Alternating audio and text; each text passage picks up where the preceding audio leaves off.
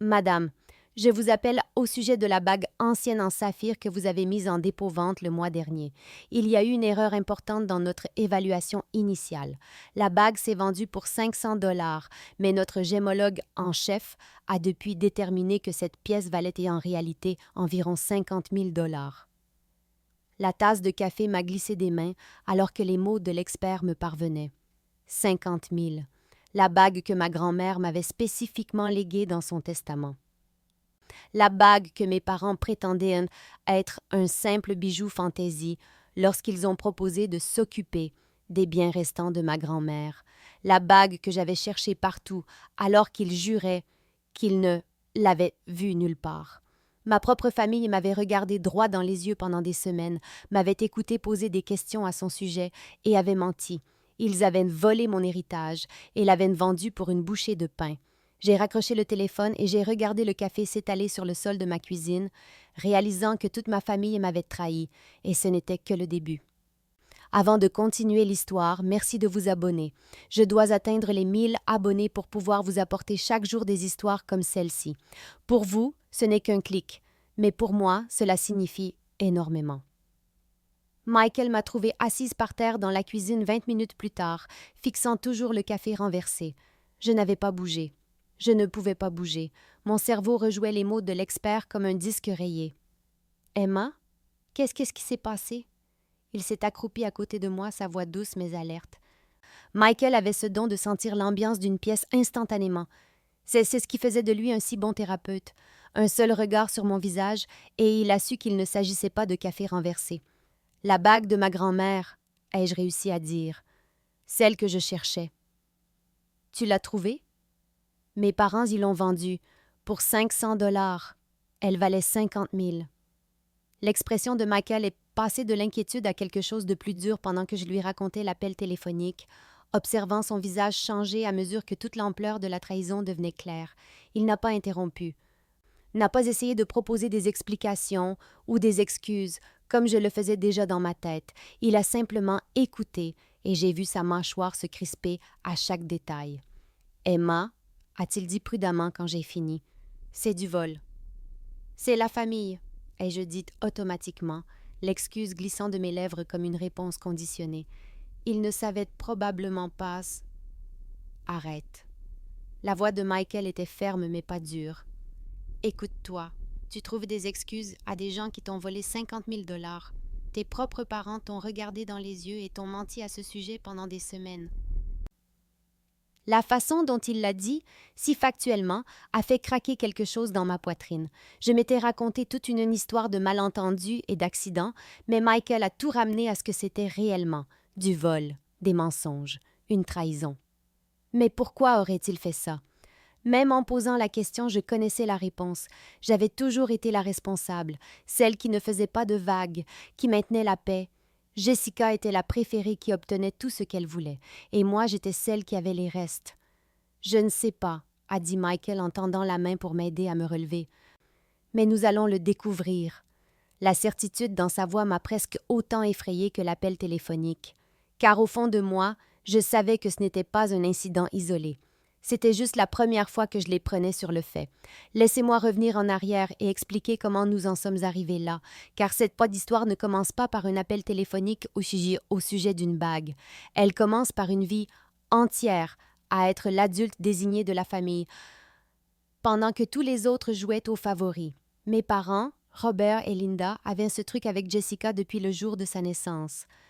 Elle était la petite dernière, la jolie, celle qui ne pouvait rien faire de mal.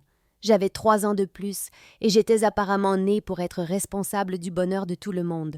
Quand Jessica cassait quelque chose, j'aurais dû mieux la surveiller. Quand elle ratait un cours, j'aurais dû l'aider davantage à étudier.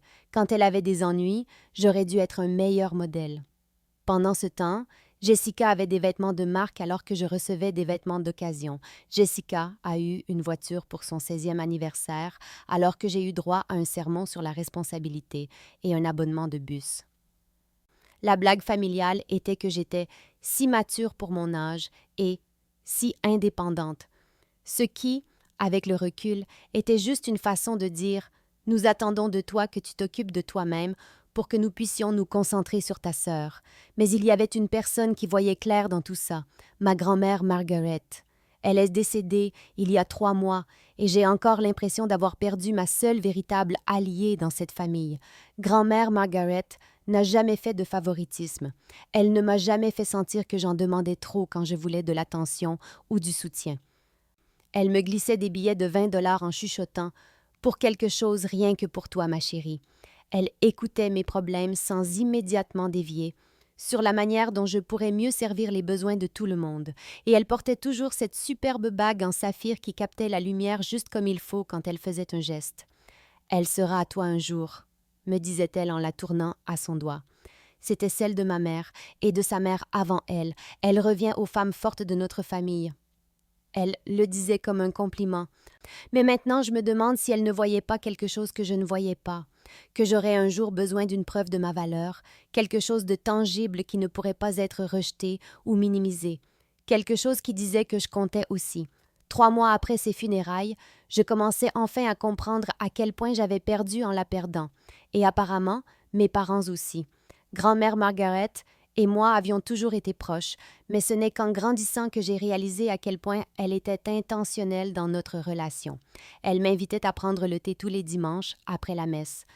Juste nous deux, tandis que Jessica était généralement sortie avec des amis ou que mes parents étaient occupés par la crise qu'elle avait créée cette semaine-là.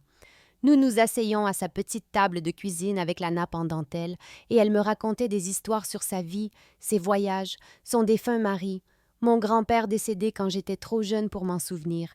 Elle me traitait comme une adulte, me demandait mon avis, se souvenait des détails de mon travail et de mes rêves.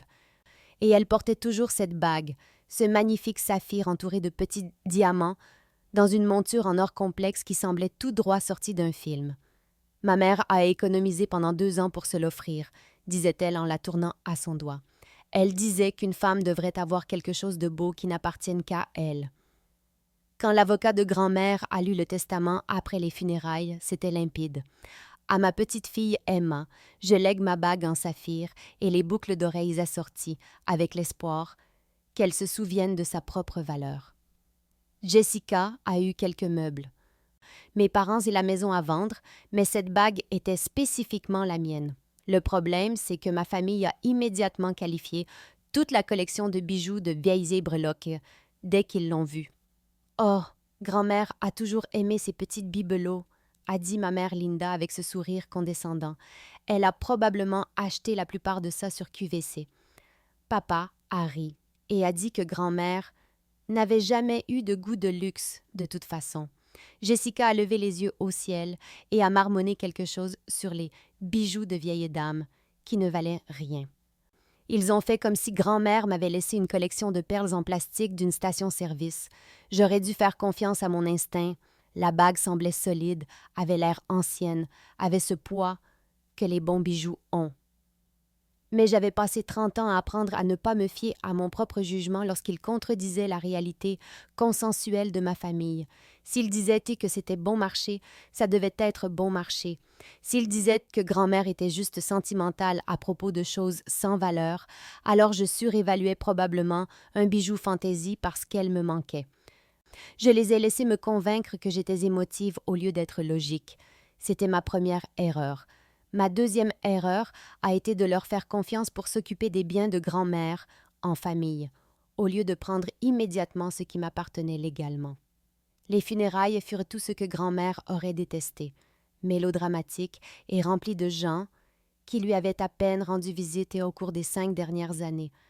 Jessica pleurait magnifiquement dans sa robe noire de créateur, le genre de chagrin photogénique qui rendait bien sur les publications des réseaux sociaux sur le thème « Tu nous manques tellement, mamie ».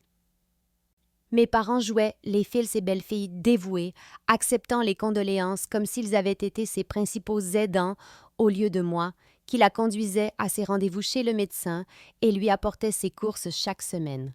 La lecture du testament a eu lieu 3 jours plus tard dans le bureau étouffant de l'avocat, et j'ai observé attentivement le visage de Jessica à l'annonce de chaque article. Elle s'est redressée lorsqu'elle a reçu l'ensemble de sa la manger antique et le vaisselier, a souri lorsqu'elle a hérité de la voiture de grand-mère, mais je pouvais la voir faire des calculs mentaux sur la valeur de chaque chose. Quand l'avocat a lu « À ma petite fille Emma, je lègue ma bague en saphir et les boucles d'oreilles assorties », l'expression de Jessica s'est transformée en une irritation à peine dissimulée. « C'est tout ?» a-t-elle demandé, comme si l'avocat l'avait personnellement insultée. « Emma reçoit des bijoux et moi des meubles ?» Mes parents sont immédiatement passés en mode gestion de crise, comme ils le faisaient toujours lorsque Jessica se sentait lésée. « Allons, ma chérie, grand-mère était probablement juste sentimentale, » a dit papa. « Tu sais comment elle était avec Emma. » Et voilà, cette phrase familière qui faisait passer ma proximité avec grand-mère pour du favoritisme au lieu d'une affection sincère. De plus, a ajouté maman, avec cette voix faussement douce qu'elle utilisait quand elle manipulait, les héritages familiaux devraient vraiment être partagés entre tout le monde, tu ne penses pas? Nous pleurons tous grand-mère, et ce serait bien si nous pouvions tous avoir quelque chose pour nous souvenir d'elle. J'aurais dû reconnaître cela pour ce que c'était, le premier coup dans une arnaque.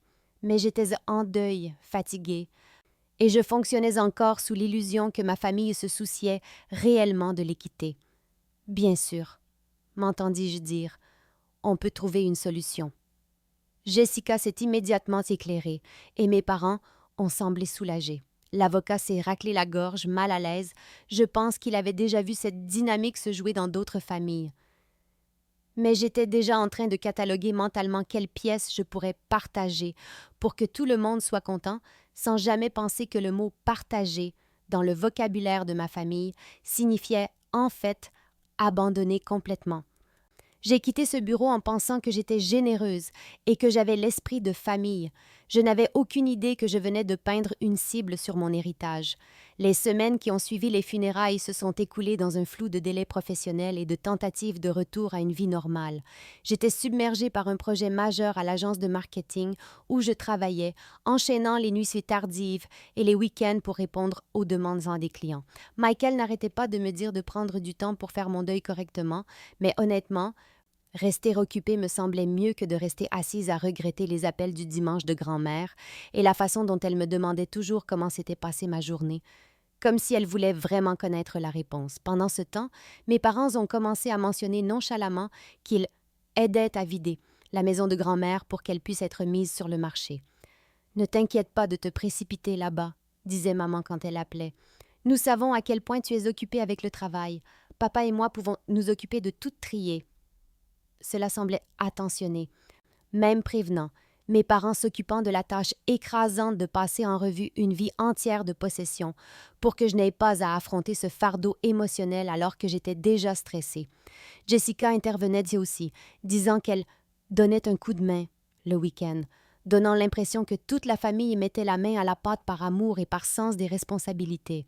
« Nous faisons très attention à tout », m'a assuré papa. « Nous prenons notre temps, nous nous assurons que rien d'important ne soit jeté par erreur. » Ils me donnaient de petites nouvelles. Ils avaient donné des vêtements à des œuvres de charité, trié des livres pour la bibliothèque, mis en boîte des albums photos pour que nous les regardions tous plus tard. Tout cela semblait si organisé et respectueux. Quand j'ai demandé spécifiquement pour la boîte à bijoux de grand-mère, maman a dit qu'ils l'avaient mise de côté en toute sécurité et que nous la regarderions ensemble quand les choses se calmeraient. Je leur ai fait entièrement confiance. Pourquoi ne l'aurais-je pas faite? C'étaient mes parents, ma sœur, des gens qui connaissaient ses grands-mères depuis des décennies et comprenaient à quel point elles comptaient pour moi. Je me suis même sentie reconnaissante qu'ils s'occupent d'une tâche si difficile et je le leur ai dit plusieurs fois. « Merci de vous occuper de tout, » disais-je. « Je ne sais pas ce que je ferais sans vous. » Je peux encore entendre la satisfaction dans leur voix quand ils répondaient des choses comme « C'est à ça que sert la famille » et « Nous sommes tous dans le même bateau ». Avec le recul, j'aurais dû me demander pourquoi ils étaient soudainement si pressés de tout gérer eux-mêmes alors qu'ils avaient rarement levé le petit doigt pour aider grand-mère de son vivant. Mais j'avais 30 ans et je croyais encore que ma famille était composée de gens fondamentalement bons qui avaient mes meilleurs intérêts à cœur. Ce niveau de naïveté était sur le point de me coûter 50 000 $. Environ 6 semaines après les funérailles, j'ai enfin eu un week-end de libre et j'ai décidé qu'il était temps de récupérer les bijoux que grand-mère m'avait laissés. J'ai appelé maman un jeudi soir, d'un ton désinvolte et joyeux. « Salut, Je prévois de passer ce week-end pour récupérer la boîte à bijoux de grand-mère. Je suis prête à la regarder maintenant. Il y eut une pause, juste un temps trop long avant qu'elle ne réponde. Oh, ma chérie, je ne suis pas sûre de savoir où on a mis ça. Laisse-moi demander à ton père. J'entendais une conversation étouffée en arrière-plan, puis elle est revenue en ligne. On n'arrive pas à se souvenir dans quelle boîte on a mis les bijoux. Tout a été trié dans tellement de cartons différents, tu sais? Cela m'a semblé étrange. La boîte à bijoux était distinctive. Une grande boîte en bois, ornée avec plusieurs compartiments, qui se trouvait sur la commode de grand-mère depuis aussi longtemps que je me souvienne. Ce n'est pas quelque chose qu'on égare accidentellement. Quand j'ai mentionné cela, la voix de maman a pris ce ton légèrement défensif que je reconnaissais de mon enfance. Eh bien, nous avons travaillé si dur pour tout organiser correctement. Je suis sûre qu'elle finira par réapparaître. J'ai ensuite appelé Jessica. « Salut, tu as vu la boîte à bijoux de grand-mère pendant que vous faisiez le ménage? » « Une boîte à bijoux? » Sa voix semblait étrange, plus aiguë que d'habitude. « Je ne me souviens pas vraiment d'en avoir vu une. Tu es sûre qu'elle en avait une? » Là, j'ai su que quelque chose n'allait pas. Jessica était allée chez grand-mère des centaines de fois. Elle avait joué à se déguiser avec ses bijoux quand nous étions enfants. Il était impossible qu'elle ne s'en souvienne pas. Jess, c'était la grande boîte en bois sur sa commode, avec le miroir à l'intérieur du couvercle. Tu essayais ses bagues quand on était petite. Oh oui, ce truc. Elle semblait mal à l'aise maintenant. Honnêtement, je n'ai pas fait attention à toutes ces affaires. Tu sais que je ne suis pas vraiment fan des vieux bijoux. La manière dédaigneuse dont elle a dit « vieux bijoux » m'a glacé le sang. C'était la même sœur qui s'était plainte de n'avoir eu que des meubles lors de la lecture du testament, qui avait été visiblement déçue de ne pas hériter d'objets plus précieux. Depuis quand ne s'intéressait-elle plus à la valeur potentielle? J'ai raccroché, mal à l'aise d'une manière que je ne pouvais pas tout à fait expliquer. Ma famille agissait étrangement à propos de quelque chose qui aurait dû être simple, et leurs histoires ne collaient pas. Pour la première fois, j'ai commencé à me demander si leur aide avec les affaires de grand-mère avait été aussi innocente que je l'avais supposé. Quand j'ai parlé à Michael des réponses évasives de ma famille, il a pris cet air, celui qu'il prend quand il essaie de ne pas sauter immédiatement aux conclusions, mais que son instinct de thérapeute hurle. « Emma, quelque chose ne va pas du tout, » a-t-il dit prudemment. Les gens n'oublient pas comme ça des boîtes à bijoux, surtout celles qui ont été spécifiquement mentionnées dans un testament.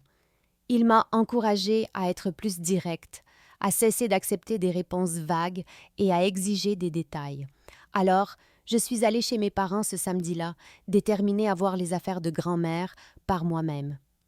Papa lavait sa voiture dans l'allée, et quand j'ai de nouveau posé la question sur les bijoux, il m'a servi le même baratin, prétendant ne pas se souvenir où il les avait mis.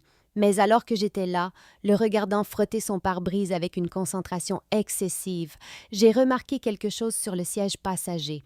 Une enveloppe Kraft d'où dépassaient des papiers. L'entête a attiré mon attention. Maison de vente aux enchères héritage. Mon cœur s'est mis à battre la chamade.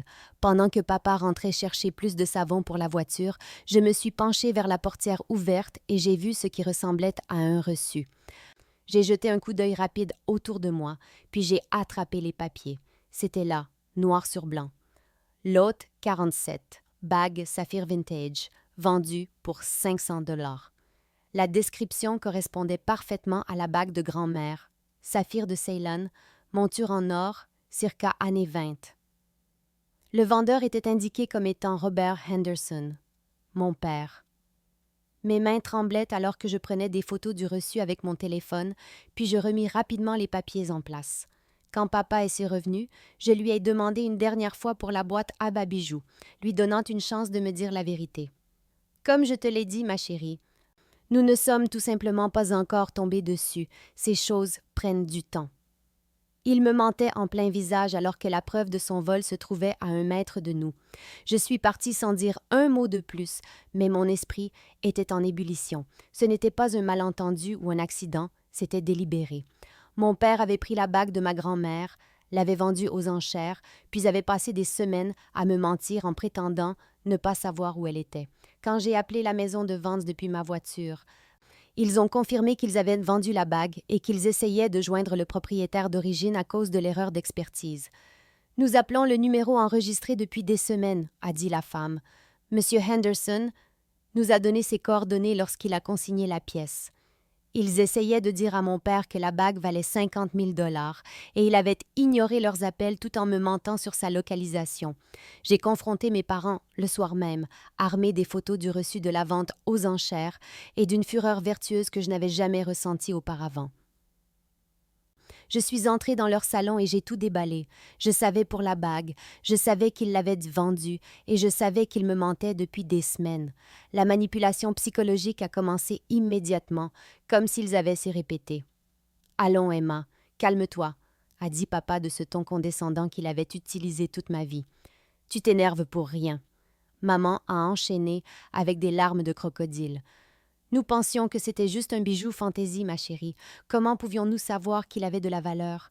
Ta grand-mère n'a jamais dit qu'il était précieux.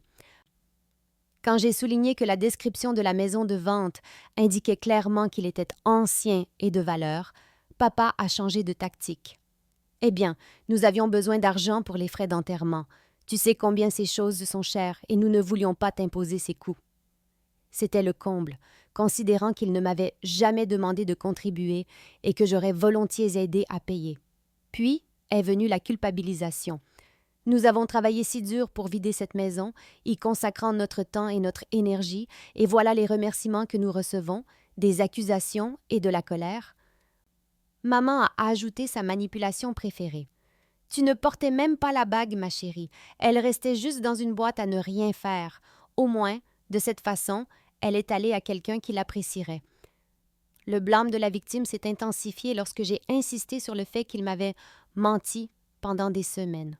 « Nous ne voulions pas te contrarier pendant une période si difficile, » a dit maman. « Tu as été si stressée par le travail et nous avons pensé qu'il valait mieux tout gérer discrètement. » Papa a hoché la tête. « Nous te protégions, Emma. Nous ne pensions pas que tu réagirais de cette façon pour un bijou. » Quand j'ai mentionné la valeur de 50 000 $, leurs visages sont devenus blêmes un instant avant que papa ne se reprenne. Eh bien, comment pouvions-nous le savoir? La maison de vente a fait une erreur dans son expertise. Ce n'est pas notre faute. La logique circulaire me faisait tourner la tête. Ils prétendaient simultanément qu'ils pensaient qu'elle n'avait aucune valeur tout en soutenant qu'ils avaient le droit de la vendre sans me le dire parce qu'ils avaient ça des besoins d'argent. Jessica n'était pas là, commodément absente pour cette confrontation. Mais je pouvais voir mes parents échanger des regards comme s'ils essayaient de coordonner leur version des faits en temps réel. « En fin de compte, » a dit maman avec cette voix faussement douce, « la famille est plus importante que l'argent. Nous ne pouvons pas croire que tu choisisses de te concentrer sur des choses matérielles au lieu de nous soutenir les uns les autres dans notre deuil. » Et voilà, la manipulation finale. J'étais la méchante pour être en colère à propos d'un vol parce que je devrais donner la priorité à la famille plutôt qu'aux choses matérielles. Peu importait qu'ils aient volé leur propre fille et lui aient menti à ce sujet pendant des semaines. Cette nuit-là, je n'ai pas pu dormir. Je n'arrêtais pas de penser aux réactions de mes parents, à la façon dont ils avaient semblé sincèrement choqués lorsque j'ai mentionné la valeur de 50 000 $. Soit ils étaient de meilleurs acteurs que je ne le pensais, soit ils ne le savaient vraiment pas. Mais quelque chose dans leur histoire ne collait toujours pas, alors j'ai décidé de faire mes propres recherches. J'ai commencé par appeler une amie de longue date de ma grand-mère, Eleanor, qui vivait dans la même résidence pour retraités. « Oh, ma chérie !» a-t-elle dit quand je l'ai interrogée sur les bijoux de grand-mère. Margaret avait un goût exquis. Elle nous montrait toujours ses dernières acquisitions à nos parties de bridge. Elle a passé des années à constituer cette collection. C'était une nouvelle pour moi. Eleanor a poursuivi en expliquant que grand-mère avait hérité d'une somme d'argent d'une grand-tante dans les années 1980 et avait développé une passion pour les bijoux anciens. Elle parcourait des heures pour se rendre à des ventes de succession et à des maisons de vente aux enchères, toujours à la recherche de pièces authentiques de la période Art déco. Elle était assez connaisseuse en la matière, en fait. Elle faisait des recherches approfondies sur chaque pièce avant d'acheter. Je me sentais mal. Ma grand-mère n'était pas une gentille vieille dame qui achetait des bibelots sur QVC. C'était une collectionneuse sérieuse qui savait exactement ce qu'elle possédait. Eleanor a mentionné que grand-mère avait même fait expertiser certaines pièces pour l'assurance quelques années auparavant. En raccrochant, j'ai immédiatement appelé la compagnie d'assurance de grand-mère. Après quelques allers et retours pour prouver que j'étais la bénéficiaire, ils m'ont faxé une copie de son avenant bijoux de 2019. La liste était stupéfiante. Des colliers de perles d'une valeur de 8 000 $, des boucles d'oreilles en diamant d'une valeur de 12 000, un bracelet en rubis d'une valeur de 15 000. Et là, en haut de la liste, bague en saphir, circa 1925, pierre de Ceylan, valeur estimée 45 055 000 $. Ma grand-mère savait exactement ce que valait cette bague. Elle l'avait fait expertiser par un professionnel et l'avait assurée pour près de 50 000 $. Il n'y avait aucun moyen pour mes parents de prétendre l'ignorance maintenant. S'ils avaient pris la peine de regarder ces papiers, même superficiellement, ils auraient trouvé cette documentation. Mais la liste de l'assurance a révélé quelque chose d'encore plus troublant. Il y avait au moins une douzaine d'autres pièces de valeur qui auraient dû se trouver dans cette boîte à bijoux, des pièces valant des dizaines de milliers de dollars que je n'avais jamais entendu mes parents mentionner. J'ai commencé à réaliser qu'il ne s'agissait pas d'une seule bague vendue par erreur. Il s'agissait de toute une collection d'antiquités de valeur qui avaient mystérieusement disparu pendant que ma famille aidait à vider la maison de grand-mère. Mes parents ne m'avaient pas seulement volé, ils avaient systématiquement pillé la succession de ma grand-mère. J'ai décidé de confronter Jessica ensuite, pensant qu'elle serait peut-être plus facile à faire craquer que mes parents. Je me suis présentée à son appartement le dimanche matin avec des copies des documents d'assurance, et dès qu'elle a ouvert la porte, j'ai pu lire la culpabilité sur son visage. « Nous devons parler des bijoux de grand-mère », ai-je dit en la dépassant pour entrer dans son salon. Jessica s'est immédiatement mise sur la défensive, sa voix prenant ce ton aigu et indigné qu'elle avait perfectionné dans son enfance. « Je t'ai déjà dit que je ne savais rien d'une quelconque boîte à bijoux, » a-t-elle lancé sèchement, mais elle évitait mon regard. Quand je lui ai montré la liste de l'assurance, expliquant que la collection de grand-mère valait plus de 200 000 $, sa façade a commencé à se fissurer. « Et alors ?» a-t-elle dit. Mais je pouvais la voir faire des calculs mentaux. Ça ne prouve rien. J'ai insisté, lui demandant directement si elle avait vu mes parents vendre les bijoux de grand-mère. Peut-être qu'ils ont vendu quelques pièces, a-t-elle finalement admis avec un haussement d'épaules, comme si ce n'était rien. Ils avaient besoin d'argent pour les frais, et tu n'étais même pas là pour aider. Quand j'ai souligné que la bague m'avait été spécifiquement léguée dans le testament, le masque de Jessica est complètement tombé. « Oh, pauvre Emma !» a-t-elle dit avec un sarcasme vicieux. « Tu as toujours tout de toute façon. » La petite fille préférée de grand-mère, la responsable, celle qui reçoit les bijoux spéciaux pendant que je me retrouve avec des meubles. Des années de ressentiment dont jaillit, comment j'avais toujours été la chouchoute de grand-mère, comment on me louait pour tout alors qu'on la critiquait, à quel point c'était injuste que j'hérite de quelque chose de valeur alors qu'elle avait eu des ensembles de salle à manger ennuyeux. « Tu n'as aucune idée de ce que c'est, » a-t-elle continué, sa voix devenant plus laide, « d'être le deuxième choix toute ta vie. Au moins maintenant, nous avons tiré quelque chose de l'affaire au lieu de te regarder tout recevoir sur un plateau d'argent une fois de plus. Et voilà, la mentalité de l'enfant préféré dans toute sa splendeur tordue. Dans l'esprit de Jessica, me voler n'était pas du vol, c'était régler les comptes d'une vie de favoritisme perçu. Elle n'était pas désolée de ce qu'ils avaient fait, elle était en colère qu'ils se soient fait prendre. D'ailleurs, a-t-elle ajouté avec un sourire cruel, qu'est-ce que tu vas faire? Poursuivre ta propre famille en justice? La façon dont elle l'a dit, comme si elle me mettait au défi de choisir entre la loyauté familiale et la justice, m'a dit qu'elle pensait toujours que je reculerais plutôt que de faire des vagues. Elle était sur le point d'apprendre à quel point elle avait tort. 2 jours après ma confrontation avec Jessica, mes parents m'ont appelé pour me demander de venir pour une réunion de famille, afin de résoudre ce malentendu une bonne fois pour toutes. Le ton formel aurait dû être mon premier avertissement. Ma famille n'organisait jamais de réunion, à moins que quelqu'un ne soit dans de sérieux ennuis. Et c'était généralement moi qui me faisais sermonner sur mon attitude ou mes attentes. Je suis entrée dans leur salle à manger pour les trouver tous les 3 assis ensemble comme un tribunal. avec une chaise vide clairement désignée pour moi en face d'eux. La mise en scène à elle seule m'a dit tout ce que j'avais besoin de savoir sur la façon dont ils voyaient cette situation. Eux contre moi. Papa a commencé avec sa voix de père raisonnable et déçu. Emma, nous sommes tous très préoccupés par la façon dont tu gères cette situation. Nous comprenons que tu sois contrariée, mais nous pensons que tu en fais toute une histoire. Maman a hoché la tête. Nous avons fait une erreur, ma chérie, mais les erreurs arrivent dans les familles. Ce qui compte, c'est comment nous avançons ensemble. Jessica était assise là, un sourire narquois aux lèvres, comme si elle appréciait de me voir me faire réprimander par nos parents. Ils se sont relayés pour minimiser les faits. C'était juste un bijou. J'étais dramatique à propos de l'argent. Et ces choses arrivent quand on s'occupe de vider une succession. Ils ont rejeté la faute sur moi. J'aurais dû être plus impliquée dans le processus. J'aurais dû spécifier immédiatement quelle pièce je voulais. J'aurais dû savoir qu'ils pourraient avoir besoin de vendre des choses pour les frais. Mais la véritable manipulation est venue quand ils ont commencé à parler de loyauté familiale. En fin de compte, a dit papa en se penchant d'en avant, avec cette expression faussement sincère, la famille est tout ce que nous avons. Nous ne pouvons pas laisser l'argent nous séparer. Maman a ajouté « Ta grand-mère aurait le cœur brisé de nous voir nous disputer comme ça.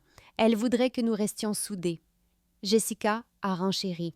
« C'est tellement triste que tu choisisses des bijoux plutôt que ta propre famille. » Alors que j'étais assise là à écouter cette campagne de manipulation coordonnée, quelque chose s'est mis en place. Ce n'était pas un nouveau comportement, c'était le même schéma qu'ils avaient utilisé toute ma vie. Chaque fois que je me plaignais d'un traitement injuste, ils me disaient que j'étais trop sensible. Chaque fois que je demandais du soutien, ils me rappelaient tout ce qu'ils faisaient déjà pour Jessica. Chaque fois que j'essayais de fixer des limites, ils m'accusaient d'être égoïste et de ne pas me soucier de la famille. J'avais été manipulée psychologiquement pendant 30 ans pour croire que vouloir une équité et un respect de base faisait de moi le problème. La seule différence maintenant, c'est que leur vol était documenté par des reçus et des dossiers d'assurance, donc ils ne pouvaient pas complètement réécrire la réalité. Pourtant, ils essayaient encore. Je suis rentrée de cette réunion de famille avec l'impression d'être passée dans un mixeur. Ma tête tournait à cause de toute cette logique circulaire et de ces tentatives de culpabilisation, et je recommençais à douter de moi. Peut-être que j'étais trop dure. Peut-être que c'était simplement comme ça que les familles géraient les situations difficiles. Peut-être que je devrais laisser tomber pour préserver l'unité familiale. Michael a jeté un œil à mon visage et m'a fait asseoir sur notre canapé. « Raconte-moi exactement ce qu'ils ont dit, » a-t-il dit, et je pouvais entendre la colère contenue dans sa voix. Tandis que je racontais la réunion, j'ai vu son expression s'assombrir. Quand je suis arrivée à la partie où il fallait choisir entre les bijoux et la famille, il a ri, mais pas d'un bon rire. « Emma, écoute-toi, » a-t-il dit doucement. « Ils t'ont volé 50 000 $. On mentit à ce sujet pendant des semaines et maintenant ils te font sentir coupable d'être en colère. Ce n'est pas un comportement familial normal. » Il a commencé à décortiquer leurs tactiques d'une manière qui a fait cesser de tourner ma tête. La manipulation psychologique, me dire que je surréagissais alors que leur comportement était véritablement scandaleux. La manipulation, faire de leur vol un problème lié à mes prétendus défauts de caractère, les faux choix, présenter la situation comme un choix entre l'argent et la famille, au lieu d'un choix entre tolérer le vol et me défendre. « Tu sais ce que font les familles normales quand elles font une erreur ?» a continué Michael. « Elles s'excusent, elles assument leurs responsabilités et elles essaient de réparer les choses. Elles ne blâment pas la victime et n'exigent pas le pardon sans rendre de compte. » Pendant qu'il parlait, j'ai commencé à voir d'autres schémas que j'avais normalisés pendant des années. Comment chaque réunion de famille devenait d'une manière ou d'une autre une gestion des sentiments de Jessica. Comment mes réussites étaient toujours minimisées alors que son fonctionnement de base était célébré. Comment on attendait de moi que je sois infiniment compréhensive alors qu'elle avait droit à une infinité d'excuses. Comment mes besoins étaient toujours secondaires pour maintenir la paix. « Tu as été le bouc émissaire de la famille pendant 30 ans, » a dit Michael tranquillement. « Chaque fois qu'il y a un problème, ils en font ta faute. Chaque fois que quelqu'un doit se sacrifier pour le groupe, c'est toujours toi. Et chaque fois que tu essayes de te défendre, ils te disent que tu es égoïste ou dramatique. » Le mot « bouc émissaire » m'a frappé comme un coup physique parce qu'il était si juste. J'avais passé 3 décennies à être la personne désignée pour résoudre les problèmes, maintenir la paix et servir de punching ball émotionnel. Et maintenant, alors que j'avais enfin des preuves claires d'avoir été lésée, ils essayaient encore d'en faire ma faute pour ne pas avoir accepté leur trahison avec grâce. Les mots de Michael ont débloqué un flot de souvenirs que j'avais compartimentés pendant des années, et soudain, j'ai pu voir le schéma avec une clarté dévastatrice. Il y a eu cette fois à l'université où Jessica a emprunté 800 $ de mon fonds d'urgence pour payer son voyage de vacances de printemps, de l'argent que j'avais économisé en travaillant à 2 emplois à temps partiel. Quand j'ai demandé à être remboursée, mes parents ont dit que j'étais mesquine et que je devrais être fière d'aider ma sœur à profiter de la vie. Je n'ai jamais revu cet argent. Il y a eu ma remise de diplôme universitaire, où Jessica a fait une crise parce qu'elle se sentait exclue. Alors mes parents ont insisté pour que nous célébrions sa récente promotion au même dîner, transformant ma réussite en une célébration commune où elle a reçu la majeure partie de l'attention. Il y a eu ce Noël où j'avais économisé pendant des mois pour acheter à tout le monde des cadeaux attentionnés et coûteux, pour que Jessica se présente les mains vides et que mes parents suggèrent que nous partagions le crédit de mes cadeaux pour qu'elle ne se sente pas mal. Il y a eu cette fois où j'ai prêté ma voiture à Jessica pour juste un week-end, et elle l'a gardée pendant 2 mois, l'utilisant pour se rendre à son nouveau travail pendant que je prenais des bus et empruntais des voitures. Quand j'ai finalement exigé de la récupérer, on m'a dit que j'étais égoïste puisqu'elle en avait vraiment besoin et que je pouvais trouver une solution. Il y a eu la célébration de ma promotion qui a été annulée parce que Jessica traversait une rupture et avait besoin du soutien de la famille. Il y a eu les vacances que j'avais planifiées et pour lesquelles j'avais versé des acomptes qui ont été restructurés autour de l'emploi du temps de Jessica, puis finalement annulés quand elle a décidé qu'elle ne pouvait pas se permettre sa part. Mais apparemment, mes acomptes non remboursables n'étaient pas assez importants pour être préservés. Il y a eu chaque anniversaire où mes cadeaux étaient éclipsés par quelque chose de dramatique qui se passait dans la vie de Jessica. Chaque fête où l'on attendait de moi que je m'adapte à ses plans changeants. Chaque crise familiale où je devais tout laisser tomber pour aider, mais quand j'avais besoin de soutien, on me rappelait à quel point j'étais indépendante et capable. Le schéma était si constant qu'il en était presque artistique. J'étais le filet de sécurité émotionnelle et financier de la famille, mais mes propres besoins étaient toujours négociables. Je donnais du temps, de l'argent, de l'énergie et de la patience librement. Et en retour, on me critiquait de ne pas en donner plus. On me louait pour ma maturité et mon altruisme, jusqu'au moment où j'essayais de me défendre, moment auquel je devenais dramatique et égoïste. Pendant 30 ans, il m'avait entraînée à accepter moins tout en donnant plus, et j'avais été une si bonne élève que je m'étais convaincue que c'était une dynamique familiale normale au lieu d'une exploitation systématique. Après ma conversation avec Michael et ce douloureux voyage dans le passé, quelque chose de fondamental a changé en moi. J'avais passé 30 ans à m'entendre dire que vouloir un respect et une équité de base faisait de moi une égoïste, mais j'étais enfin prête à embrasser cette étiquette si cela signifiait me protéger. Le lendemain matin, j'ai appelé une avocate spécialisée dans les litiges successoraux. Sarah Chen a écouté mon histoire sans m'interrompre, prenant des notes pendant que j'expliquais l'affaire de la bague, les documents d'assurance et le pillage systématique de la succession de ma grand-mère par ma famille. Quand j'ai terminé, elle est restée silencieuse un moment avant de dire « C'est du vol, pur et simple. Le fait qu'ils soient des membres de votre famille ne change rien à la réalité juridique. » Elle m'a expliqué mes options. Je pouvais exiger la restitution complète de tous les bijoux manquants, porter plainte au pénal, ou les deux. Les preuves étaient accablantes. Les dossiers d'assurance, les reçus de vente aux enchères, le testament indiquant clairement que les bijoux m'appartenaient. Votre famille semble penser qu'elle peut vous culpabiliser pour que vous acceptiez cela, a dit Sarah. Mais la culpabilité n'est pas une défense légale contre le vol. J'ai ressenti un incroyable sentiment de validation en entendant une professionnelle confirmer ce que Michael me disait. Ce n'était pas une querelle de famille ou un malentendu, c'était un crime et j'étais la victime, pas le problème. J'ai décidé de commencer par une demande légale formelle de restitution complète de tous les bijoux manquants sur la base des expertises de l'assurance. Sarah a rédigé une lettre expliquant que ma famille avait 60 jours pour restituer tous les articles ou fournir une compensation monétaire équivalente, sinon je poursuivrais des recours civils et pénaux. Lorsque cette lettre est arrivée chez mes parents, la réaction a été immédiate et explosive. Mon téléphone a commencé à sonner dans les heures qui ont suivi.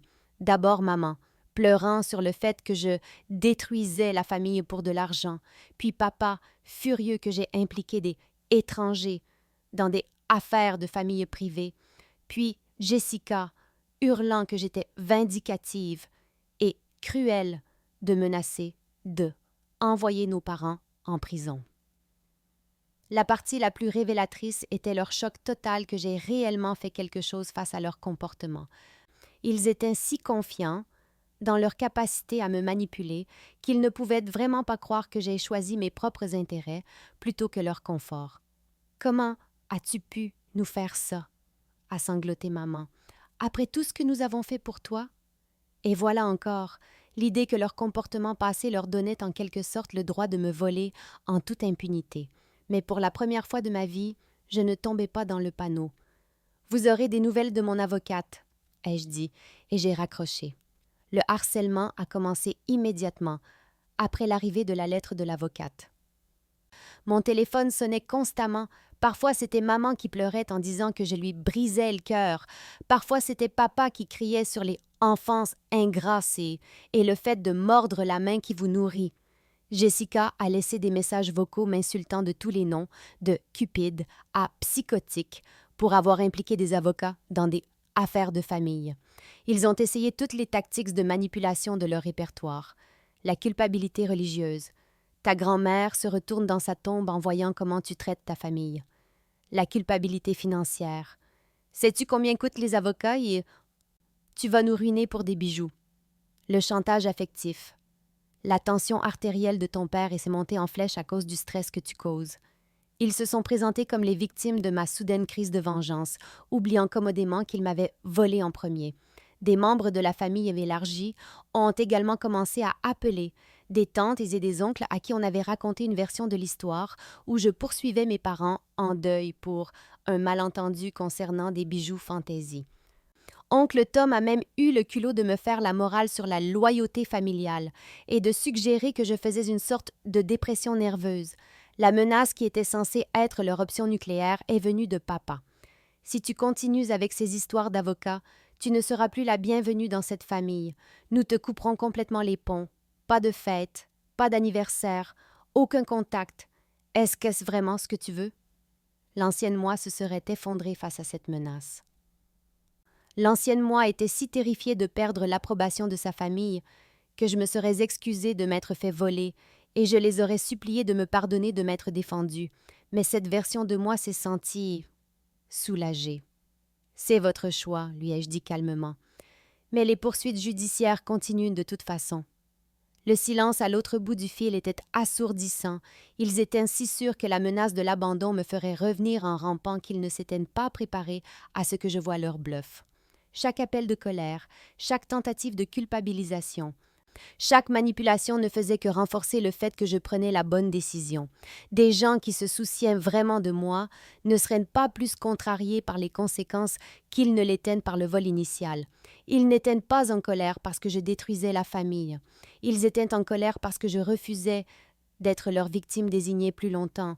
Pour la première fois en 30 ans, je choisissais mon propre bien-être plutôt que leur confort, et ils ne pouvaient pas le supporter. Quand les papiers du tribunal ont été officiellement déposés, la réalité a frappé ma famille comme un train de marchandises.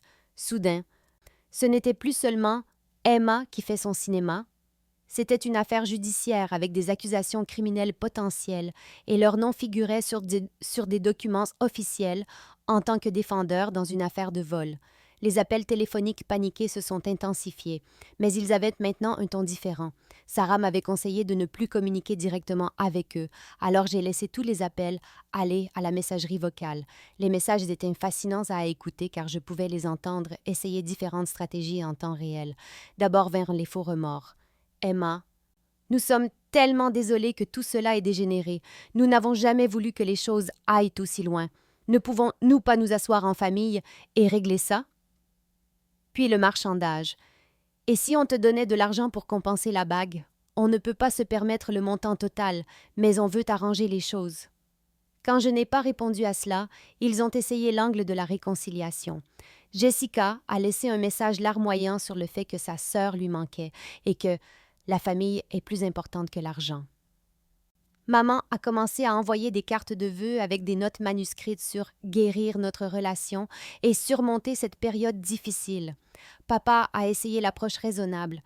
Je sais que tu es en colère, ma chérie, mais ces avocats ne font que gagner de l'argent sur nos problèmes de famille. Réglons ça nous-mêmes comme des adultes. La tentative la plus révélatrice est venue quand ils ont proposé de me laisser avoir certaines des autres pièces de bijoux de grand-mère en compensation, des pièces qui étaient légalement miennes de toute façon.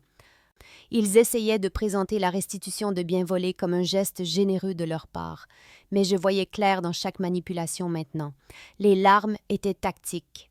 Les remords n'apparaissaient qu'après que les conséquences légales soient devenues réelles. Les offres de réconciliation n'étaient que des tentatives pour me faire abandonner l'affaire sans réellement admettre leur tort ou payer une restitution complète. Ils n'étaient pas désolés de m'avoir volé. Ils étaient désolés que je ne l'accepte plus en silence.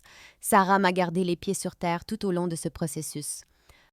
C'est un comportement classique de la part de personnes qui ont été laissées faire pendant des années, a-t-elle expliqué. Ils n'essaient pas de se racheter, ils essaient de reprendre le contrôle du récit.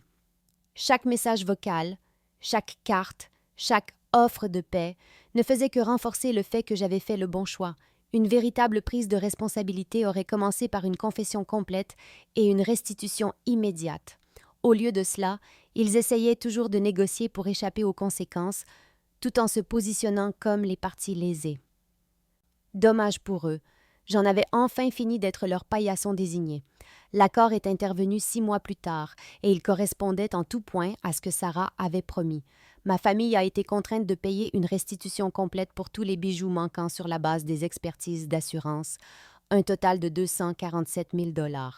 Plus les frais de justice, plus des dommages-intérêts punitifs pour la détresse émotionnelle que leurs mensonges et leurs manipulations psychologiques avaient causé. Le chiffre final dépassait les 300 000 $ et ils ont dû liquider des actifs pour le payer, y compris vendre la précieuse collection de voitures anciennes de mon père et prendre une deuxième hypothèque sur leur maison.